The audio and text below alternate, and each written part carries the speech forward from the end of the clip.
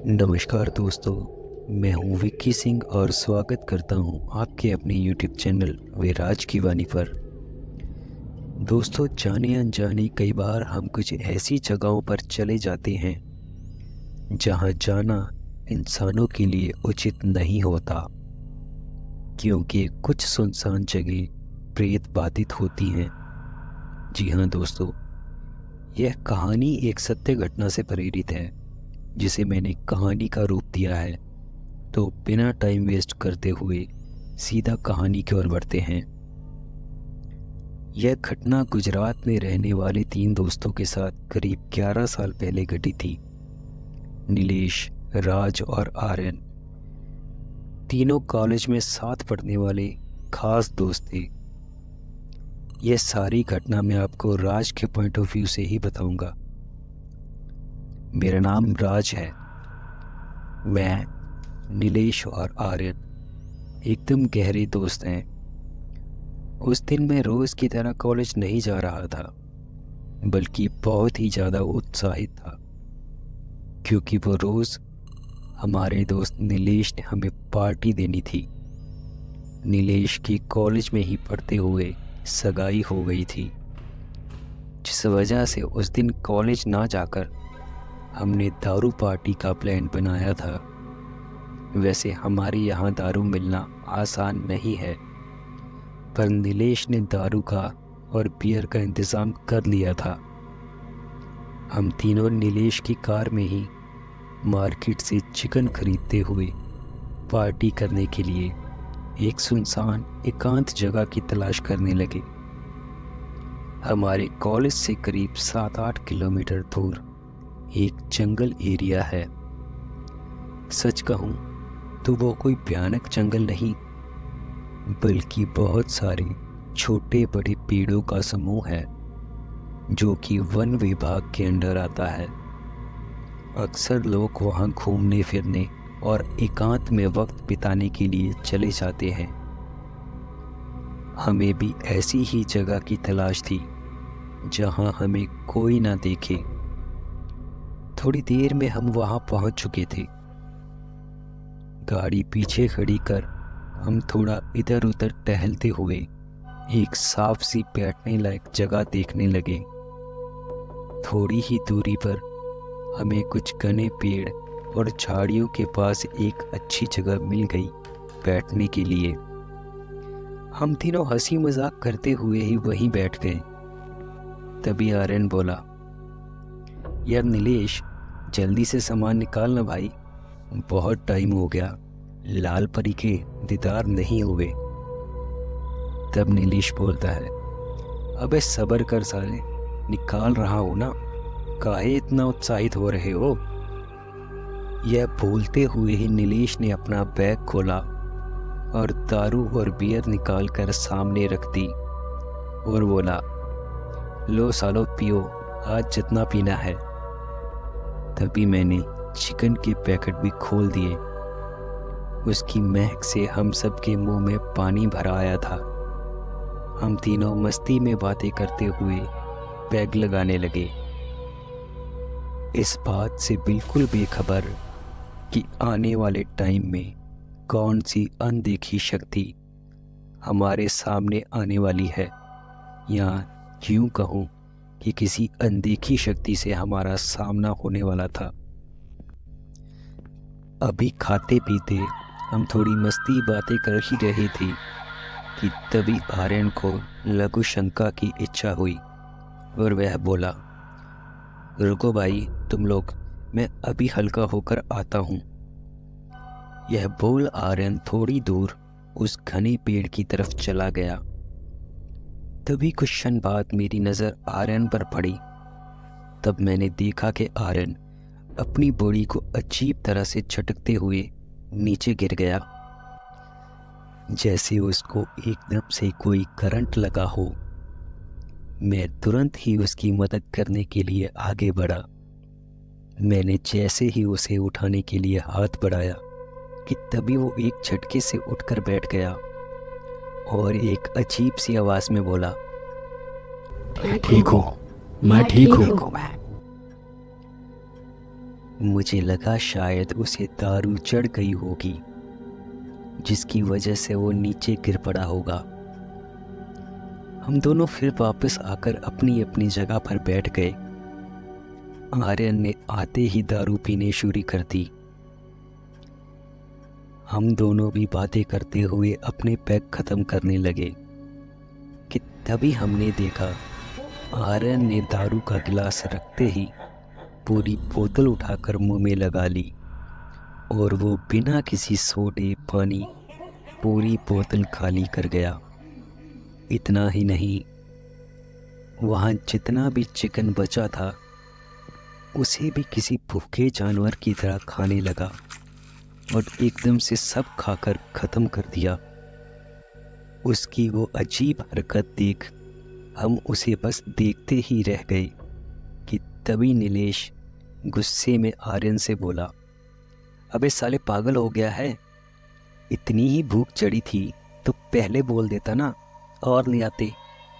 यह सब हम तीनों के लिए था, तू अकेले ही ठूस गया। अब फिर से कौन जाएगा लेने?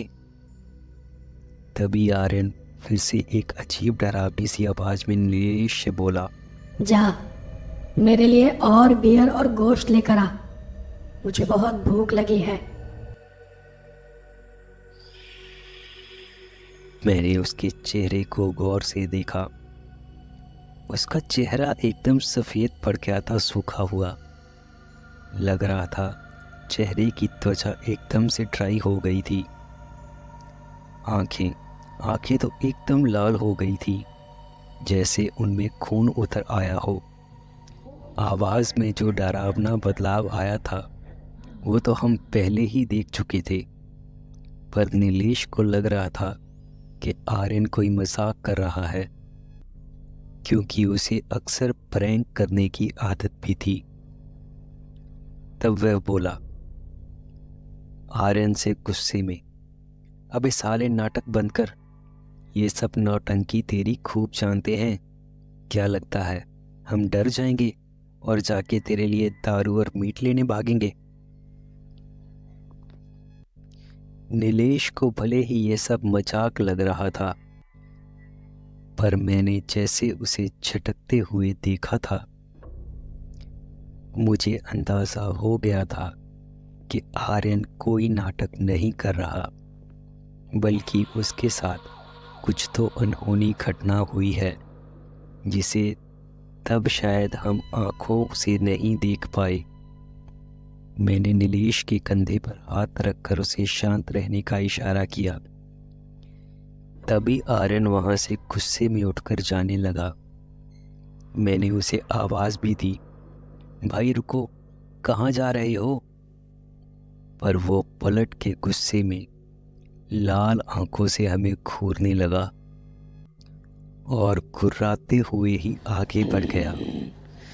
आर्यन के जाने के बाद मैंने नीलेश से कहा, भाई उसके साथ कुछ गलत हुआ है, शायद वो नाटक नहीं कर रहा।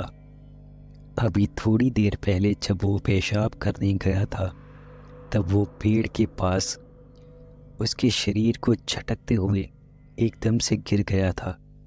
जब मैं उसे उठाना चाहा, तब वो एकदम झटके से उठ के ऐसे ही अजीब आवाज़ में बोला था कि मैं ठीक हूँ, तुमने नहीं देखा क्योंकि तेरी पीठ उसकी तरफ थी। भाई यह जगह कुछ सही नहीं लग रही मुझे।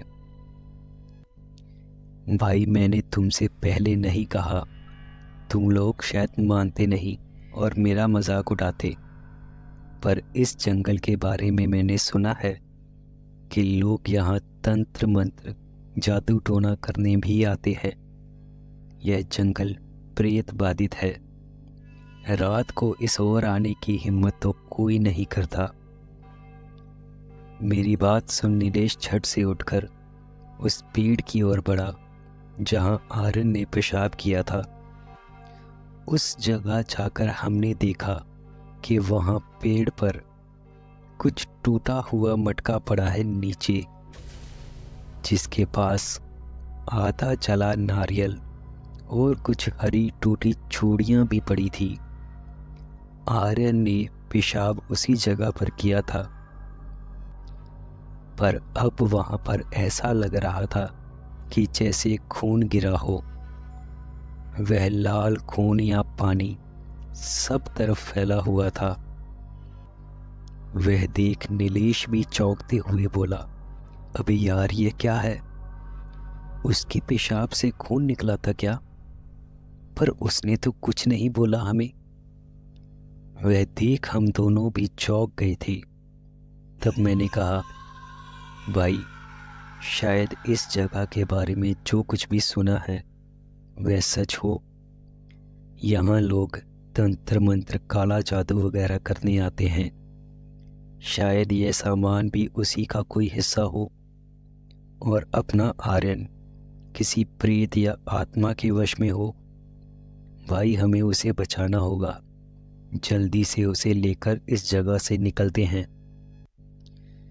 तभी नीलेश भी वहां हाँ में सर हिलाते हुए बोला, तू ठीक बोल रहा है भाई, चल ढूंढते हैं उसे। फिर हम उस दिशा में आगे बढ़े जहां आर्यन गया था।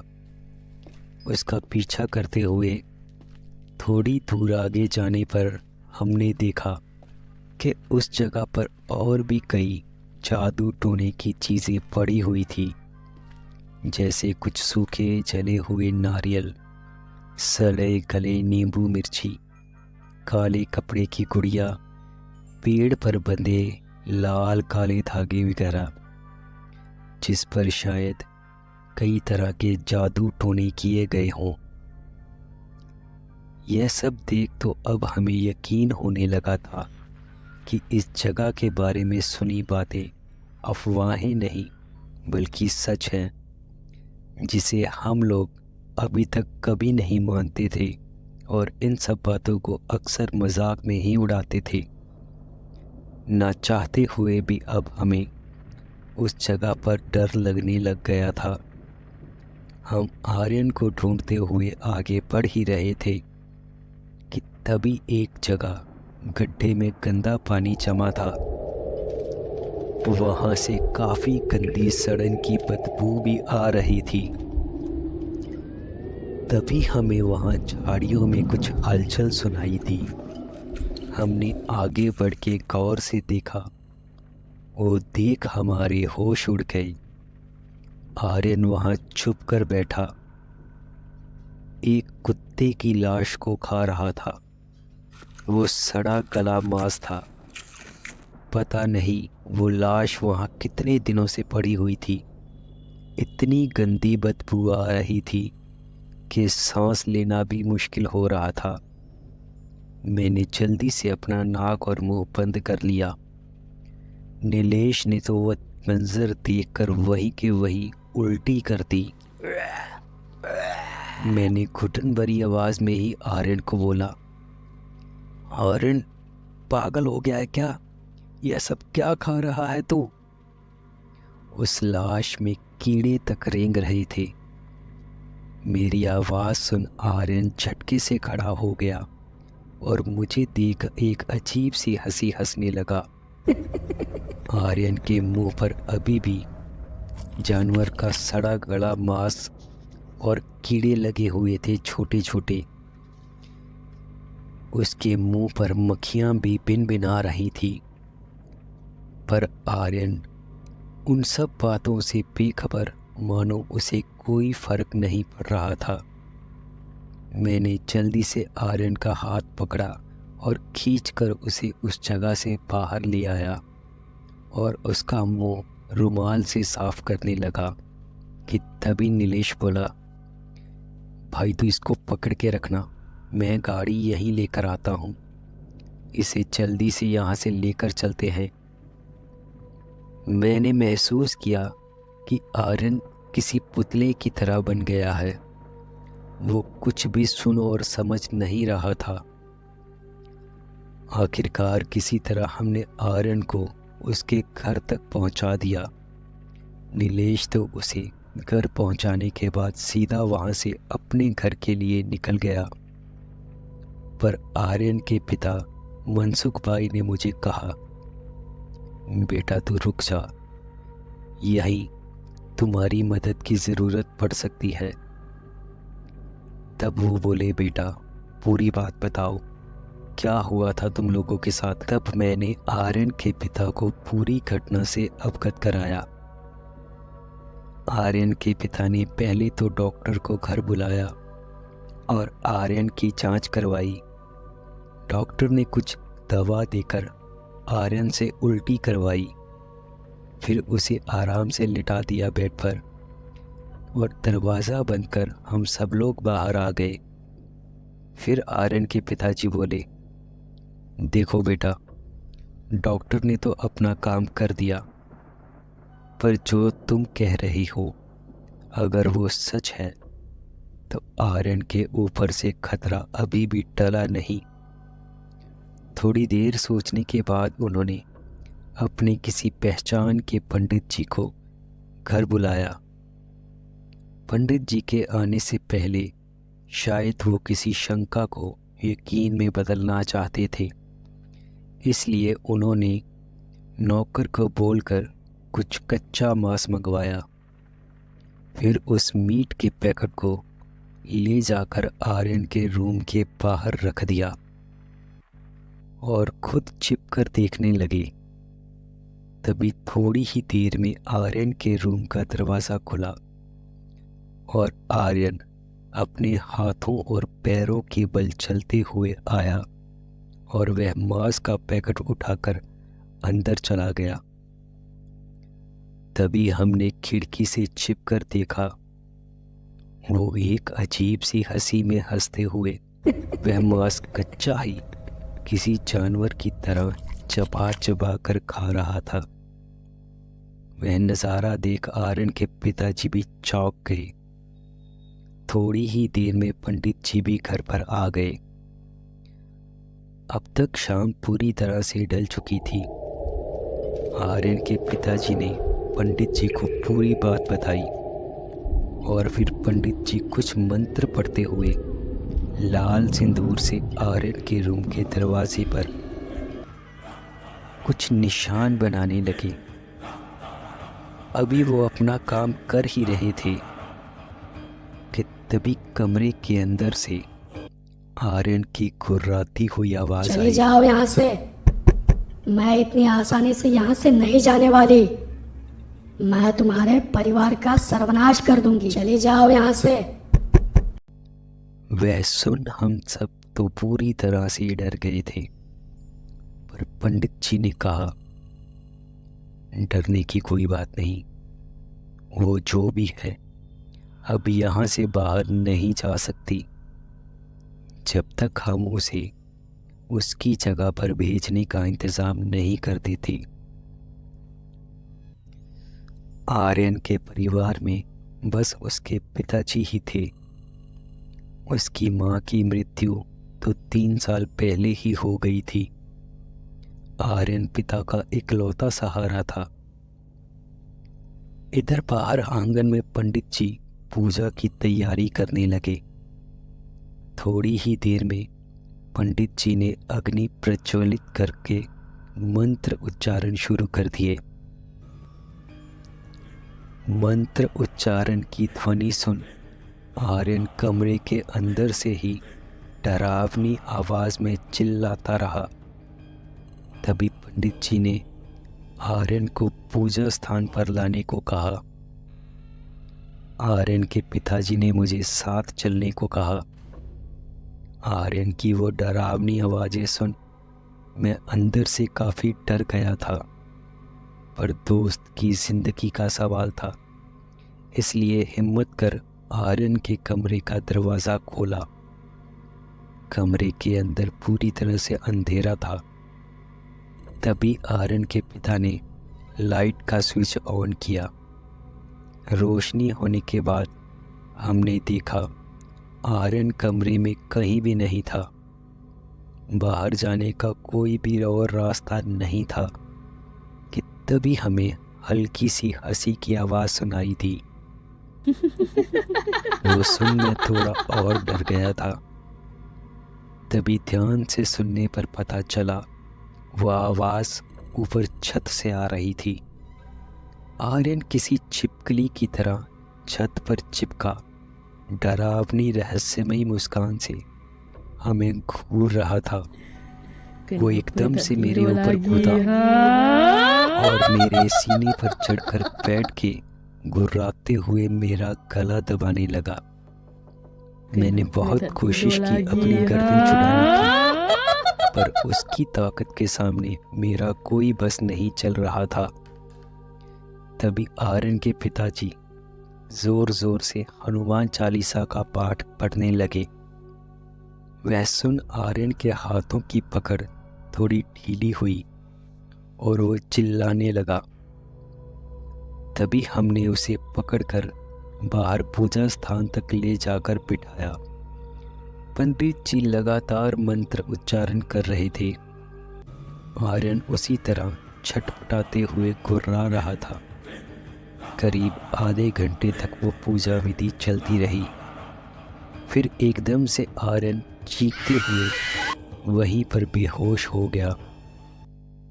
तभी पंडित जी ने एक लाल धागा आर्यन की कलाई पर बांधते हुए कहा, मनसुख भाई, अब आपका बेटा पूरी तरह सुरक्षित है।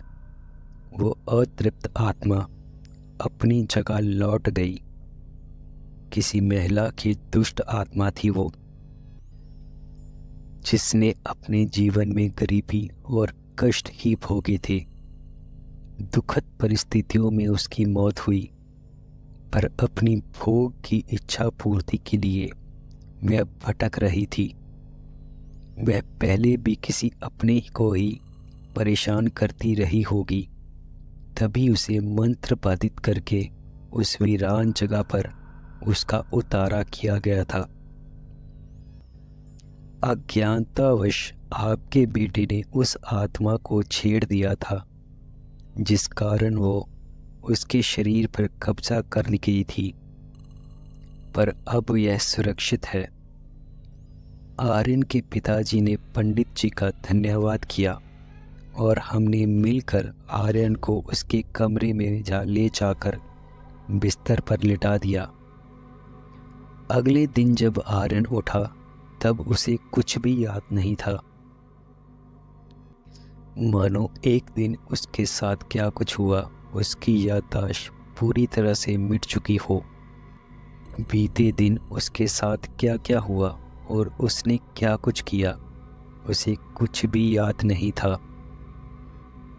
पर दोस्तों, यह बात सच है कि अक्सर वीराने में ऐसी दुष्ट आत्माएं निवास करती हैं। ऐसी प्रेत बाधित जगह से दूर रहने में ही भलाई होती है। जिन बातों पर हमने कभी यकीन नहीं किया था, पर जब आंखों देखा कोई दृश्य आपके सामने घटित हुआ हो, उस घटना को आप चाहते हुए भी झूठ या अनदेखा नहीं कर सकते। दोस्तों, यह बात भी एकदम सच है कि मेरा दोस्त उसके बाद से इतना बदल गया कि अक्सर वो ऐसी जगहों से हमेशा दूर रहता और हमें भी सचेत करता। भले ही उसके साथ उस दिन क्या हुआ वो बात उसे याद नहीं थी, पर जब उसे बताया गया कि उसने उस दौरान क्या कुछ किया, वो सुन उसके भी होश उड़ चुके थे कि कैसे वो किसी सड़े गड़े मांस को किसी जानवर की तरह नोच नोच कर खा रहा था। पर दोस्तों, वो सब चीज़ें हमारा दोस्त नहीं बल्कि उसके शरीर में आई दुष्ट आत्मा कर रही थी। तो दोस्तों, अगर आप यहाँ तक कहानी देख रहे हैं तो आपका दिल से बहुत बहुत शुक्रिया। अगर कहानी पसंद आई हो तो प्लीज़ लाइक कमेंट शेयर ज़रूर कीजिएगा। और इस कहानी के लिए मैं स्पेशली थैंक्स कहूँगा शिवराज भाई को, जिनका कि मैं खुद बहुत बड़ा फ़ैन हूँ। शिवराज भाई, थैंक यू। आप भले अभी मुझे नहीं जानते, बट एक बार आपसे मेल पे बात हुई थी, तो फिर भी दोस्तों प्लीज़ सपोर्ट कीजिए यार, आपके प्यार और साथ की ज़रूरत है। धन्यवाद।